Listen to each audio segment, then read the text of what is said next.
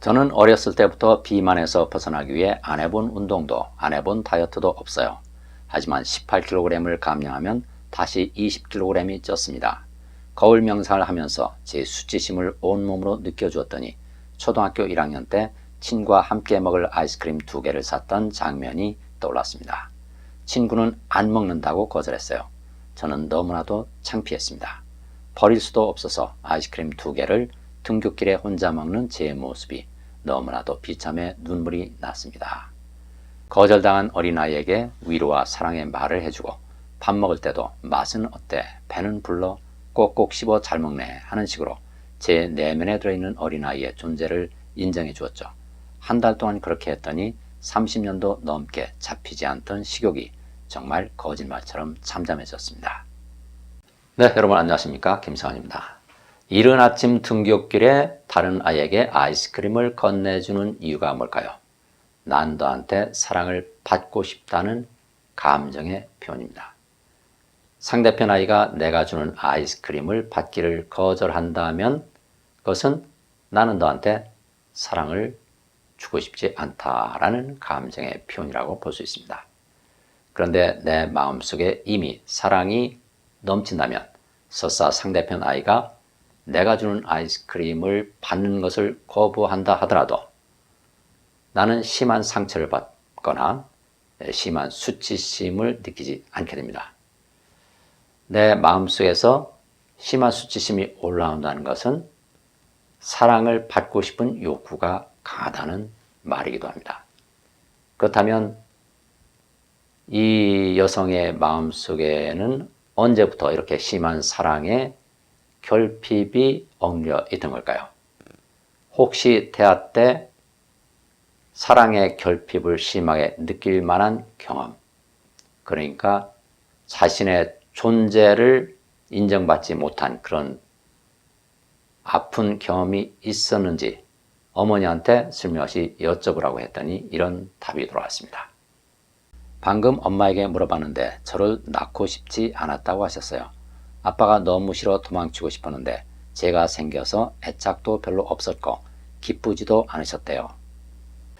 이 여성은 엄마의 뱃속에 들어있을 때 엄마에게 표현하고 싶었지만 표현하지 못했던 감정, 꾹 억눌러놨던 감정을 말로 거울 앞에서 표현해 보았습니다.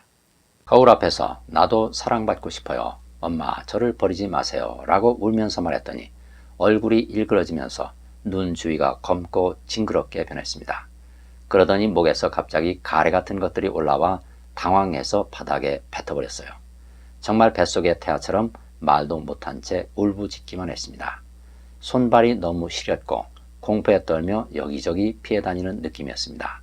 한참 울다가 지쳐 잠들기 직전 제가 푸른 초원에서 달리다가 날았다 하며 자유롭고 무한한 몸이 되었다는 것을 느꼈습니다. 자고 일어나 거울을 보니 푸석했던 얼굴이 뽀얗고 광이 나는 것 같았습니다. 그리고 정말 신기하게도 손발이 따뜻하다 못해 뜨겁게 느껴졌습니다. 만성질환인 수족냉증의 원인이 죽음의 공포였다는 걸 깨닫자 치유된 것 같았습니다. 이 여성은 엄마의 뱃속에 들어있을 때 꾹꾹 짓눌러 놓았던 두려움과 수치심의 존재를 인정해 주기 시작하면서 그 감정들이 서서히 풀려나기 시작했는데요. 그런데 아직 완전히 풀려난 것은 아니었습니다. 그래서 명상을 꾸준히 해보았는데요. 어떤 결과가 나왔을까요? 근원의 나와 만나는 명상을 하루에 2번 이상씩 들으며 명상했습니다. 오늘 저녁에도 자기 전 피곤한 몸을 이끌고 시작했습니다. 끝나갈 때쯤 몸이 붕 뜨는 느낌이 들면서 잔인하고 기괴한 악마 같은 모습들이 지나갔습니다. 이것도 내 무의식에 짓눌린 이미지일 수 있구나 하고 인정해 주었어요. 그러면서 점점 어마어마한 빛이 몸 아래에서부터 올라왔습니다. 이마 쪽에 엄청난 에너지가 느껴졌습니다. 마치 선녀가 된 것 같은 기분, 비단결에 쌓인 느낌도 들었습니다. 명상에서 깨어나 거울을 보니 평생 너무나 싫었던 제 얼굴이 너무나도 예쁘고 사랑스러워 보였습니다. 짝눈이었던 눈도 사랑스럽고 머리숱도 너무나도 많고 곱슬했던 머리도 윤기가 나고 아름다워 보였습니다. 자려고 침대에 누웠는데 발 밑에서부터 심한 진동이 느껴지고 이마까지 오르더니 다시 아래로 내려가기를 반복했습니다. 이 여성의 인생은 거울 명상을 시작하기 전과 거울 명상을 시작한 이후에 어떻게 달라졌습니까? 거울 명상을 하기 전에는 몸이 나다, 몸이 나라는 착각 속에서 살았습니다. 몸이 나라는 착각 속에서 살면은 몸을 나라고 착각하는 인격화된 감정들이 내 몸에 자꾸만 달라붙게 됩니다.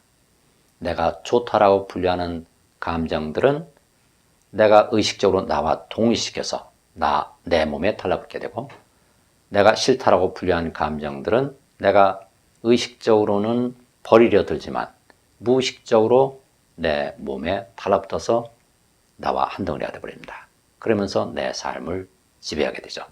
이 여성의 경우에는 태아 때부터 두려움과 수치심이 억눌려 있었고, 그래서 두려움과 수치심을 느낄 수밖에 없는 그런 고통스러운 삶을 지난 30여 년간 살아왔습니다.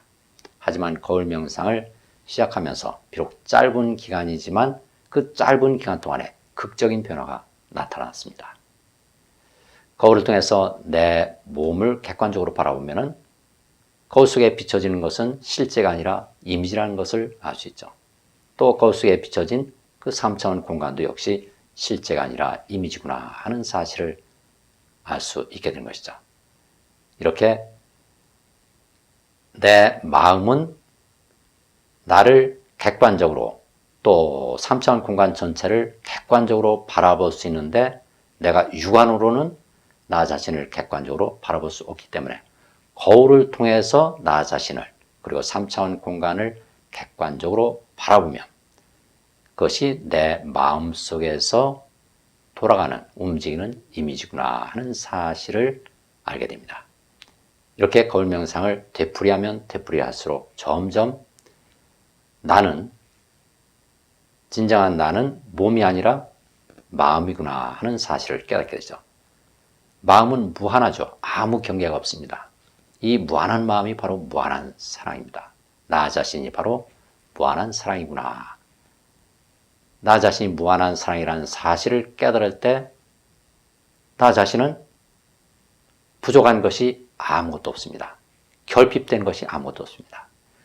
결핍된 것이 없고 부족한 것이 없다는 사실을 알기 때문에 사랑의 결핍에서 비롯되는 부정적인 감정이 생기지 않는 것이죠.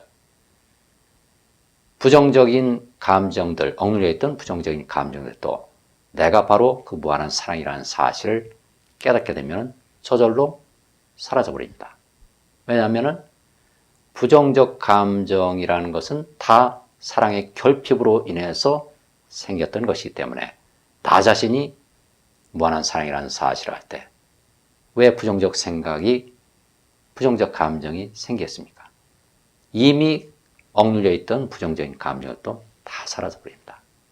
이렇게 나 자신이 근원의 사랑이다, 무한한 사랑이다라는 사실을 깨달을 때 내 삶은 자유로워집니다. 나 자신은 완전한 창조자의 삶을 살게 됩니다. 내가 원하는 것은 다 이루어지게 되죠. 그렇기 때문에 욕심을 부리거나 집착을 할 필요도 없어집니다. 내가 원하는 대로 일어나는데 왜 욕심을 부리고 집착을 하겠습니까? 근원의 마음속에서 나오는 생각대로, 이치에 맞는 생각대로 살아게 되죠.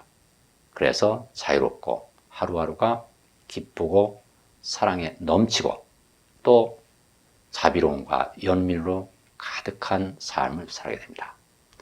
오늘 하루도 사랑이 가득한 삶이 이어지기를 기원합니다.